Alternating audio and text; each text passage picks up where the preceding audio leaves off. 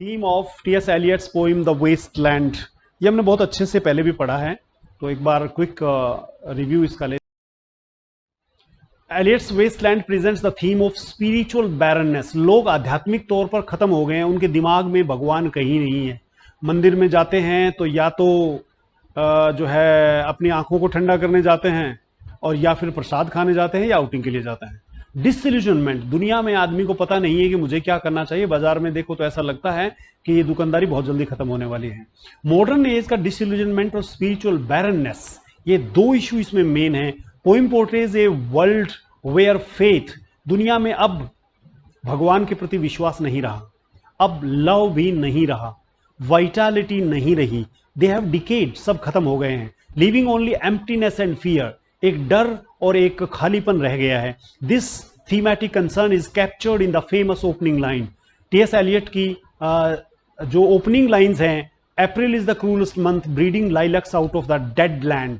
अप्रैल का महीना बड़ा निर्दयी महीना है। हालांकि इंग्लैंड में अप्रैल में बरसात होती है, निर्दयी महीना नहीं होना चाहिए, शानदार महीना होना चाहिए, पर वो कहता है टेबल की टांगे ऊपर हो गई हैं। Breeding lilacs out of the dead land, dead land में से लाइलैक्स के फूल निकल रहे हैं। Instead of joy usually associated with the spring, Eliot presents it as a cruel reminder of life and rebirth that spiritual dead modern world cannot welcome.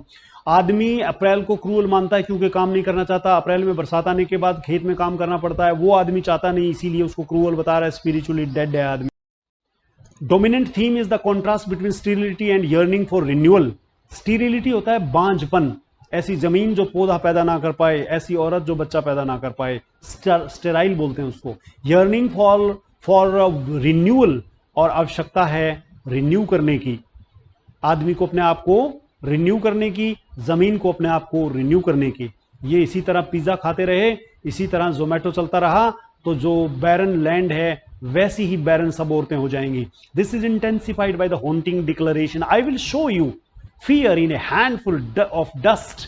एक मुट्ठी भर रेत में डर कैसा होता है मैं दिखाऊंगा तुम्हें। Where dust symbolizes death, decay and futility of human existence. The modern man wanders in a figurative desert.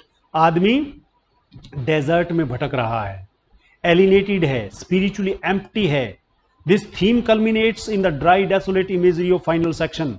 ये एक इमेजरी है जिस इमेजरी में यह दिखाया गया है कि आदमी कितना भगवानहीन, कितना अर्थहीन, कितना अक्लहीन हो गया है।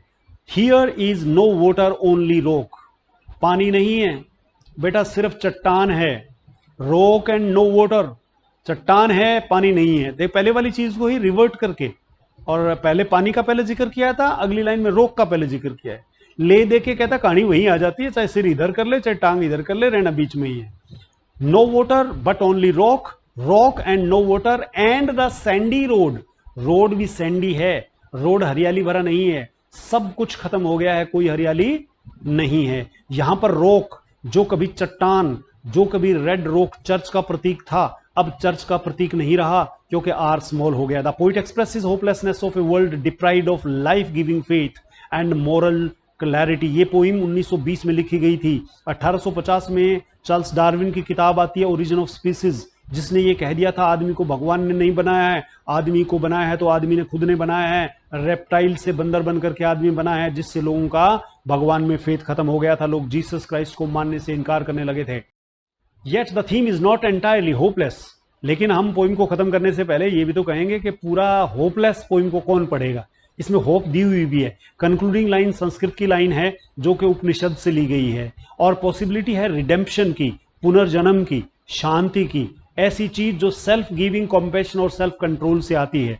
आदमी को दान देना चाहिए, आदमी को दया करनी चाहिए, और आदमी को सेल्फ कंट्रोल करना चाहिए। ये तीन चीजें मनुष्य को पुरानी मानसिकता, पुरानी जो है इनोसेंस की तरफ ले जा सकता है। दत्ता दया ध्वम दम्यता शांति शांति शांति।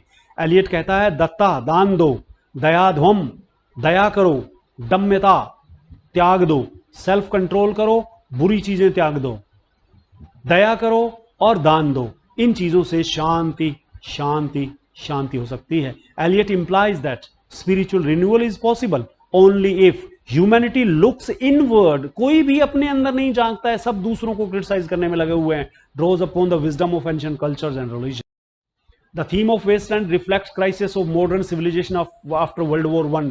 प्रथम विश्व युद्ध याद होगा 1919 में शुरू हुआ था, 1920 में ये पोइम लिखी गई थी। प्रथम विश्व युद्ध जिस वक्त खत्म हुआ, 1922 में लिखी गई थी, आई एम सॉरी, ये पोइम 1922 में लिखी गई थी। प्रथम विश्व युद्ध खत्म होने के बाद जो है दुनिया में वार, मटेरियलिज्म, मोरल डिसइंटेग्रेशन किस तरह से हुआ, उसको पोइट ने एक सिंबॉलिक वेस्टलैंड के माध्यम से दिखाया है। The poem warns cultural spiritual decay but also hints at the hope through rediscovery of eternal values. Eternal values दत्ता द्वा धम दमता की जो इटरनल वैल्यूज हैं, जो कि इंडियन फिलोसॉफी से ली गई हैं, उनके माध्यम से दुनिया को ठीक वैसा किया जा सकता है जैसे पहली थी, by blending images of death and promise of rebirth. देखिए यही पोइट्री की खूबसूरती है, दोनों चीजें, अच्छा बुरा, डेथ और प्रॉमिस ऑफ रीबर्थ, ये दोनों चीजों को ब्लेंड करके Eliot captures paradox of modern condition, a world full of despair yet yearning for salvation. दुनिया निराशा से भरी पड़ी है, तलाश कर रही है मोक्ष की।